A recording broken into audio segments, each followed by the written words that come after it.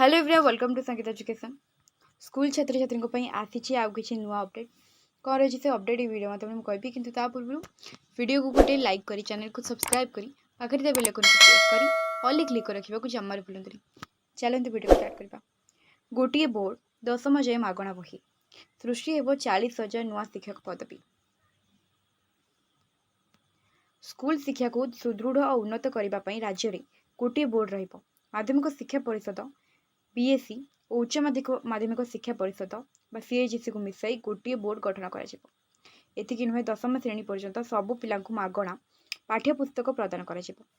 लोकसेवा भवन में विद्यालय और गणशिक्षा विभाग समीक्षा कर मुख्यमंत्री यह निष्पत्ति नहीं।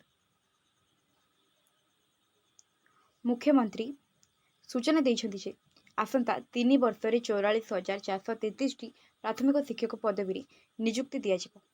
एथिरु 40,000 नुआ शिक्षक पदवी सृष्टि करी नियुक्त स्कीमेटिक प्राथमिक शिक्षकों को नियमित करने को पदक्षेप ग्रहण कर।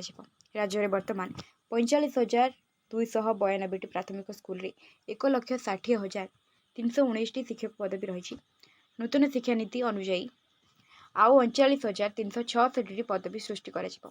आसंता डिसेम्बर मास सुधा खाली होगाकु 5,067 पदवी को मिसाई आसंता 3 वर्ष में 44,433 पदवी पूरण करने को मुख्यमंत्री निर्देश देते। वर्ष को प्राय 15,000 पदवी पूरण कर। राज्य में प्रथम रु अष्टम श्रेणी जाए पिला मागणा पाठ्यपुस्तक दि जाउथिबा बेले अनुसूचित जाति और जनजाति वर्गर नवम और 10वीं श्रेणी छात्र छात्री को मागणा बही दि जाउथिला, किंतु एबे समस्त वर्गर पिला 10वीं श्रेणी जाए मागणार पाठ्यपुस्तक दि जाए बोली मुख्यमंत्री निष्पत्ति नहीं।